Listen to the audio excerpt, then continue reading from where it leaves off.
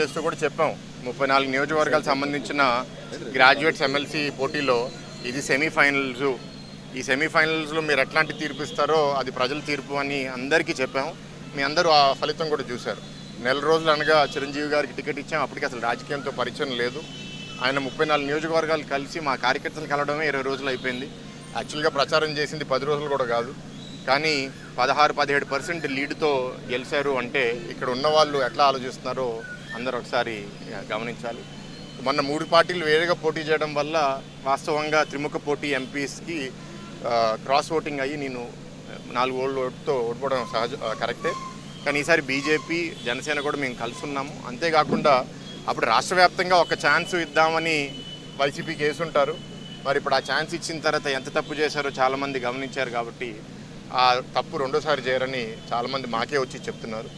అయితే మేము రిలాక్స్ అవ్వకూడదు, తప్పకుండా కష్టపడి పనిచేయాలి. ఎందుకంటే ప్రభుత్వ యంత్రాంగం, ప్రభుత్వ అధికారులు వాళ్ళ చేతిలో పెట్టుకుని వాళ్ళు చెప్పేది చేసినట్టు చాలా అన్యాయంగా చాలా ప్రాంతాల్లో, అన్ని ప్రాంతాలు అనలేము కానీ చాలా ప్రాంతాల్లో అట్లా చేస్తున్నారు.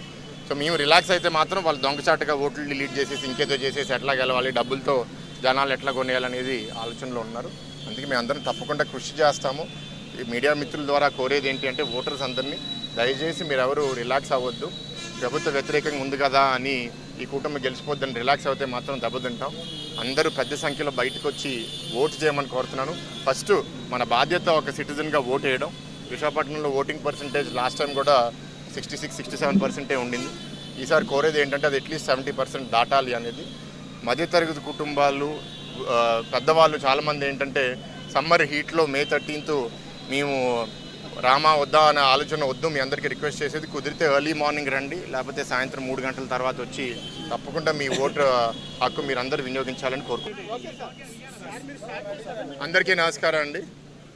ఇవాళ పార్లమెంట్ విశాఖపట్నం కోసం అభ్యర్థిగా నామినేషన్ని కలెక్టర్ ఆఫీస్లో ఫైల్ చేయడం జరిగింది.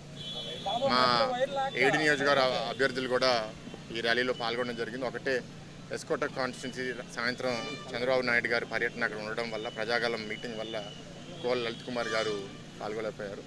అయితే మా MVP double road election office నుంచి ర్యాలీ మొదలుపెట్టి Maddilapalem centre, Gurudwara, LIC building, KGH చెప్ప ఫైనల్గా కలెక్టర్ ఆఫీస్లో ఎండ్ అయింది. చాలా సంతోషంగా ఉంది. ఈ 3-4 నియోజకవర్గాల నుంచే కాకుండా ఇతర నియోజకవర్గాల నుంచి కూడా పెద్ద ఎత్తున కార్యకర్తలు, నాయకులు, జనరల్ పబ్లిక్ కూడా మద్దతు పలికారు.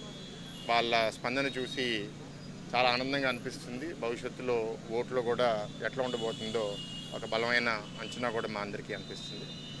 అయితే విష్ణుకుమార్ రాజు గారు ముందే ఇంకో ప్రోగ్రాం పెట్టుకోవడం వల్ల కొంచెం పాల్గొని వెళ్ళారు. కానీ మా మిగతా అభ్యర్థులు ఇక్కడ వంశీకృష్ణ యాదవ్ గారు, గణబాబు గారు, గలపూడి గారు, పల్లా శ్రీనివాస్ గారు, గంటా శ్రీనివాస్ గారు అందరూ పాల్గొనడం జరిగింది.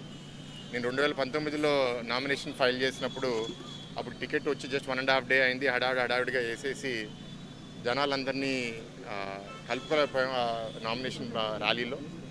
సో ఈసారి డెఫినెట్గా అందరినీ చూసి అందరినీ కలిసే అవకాశం, ప్రత్యేకంగా మా కీలకమైన నాయకులు, 3 పార్టీ నాయకులు జనసేన, బీజేపీ, తెలుగుదేశం అండ్ వాళ్ళు ఉత్సాహం చూసి నాలో ఇంకా మరింత ఉత్సాహం నిండింది.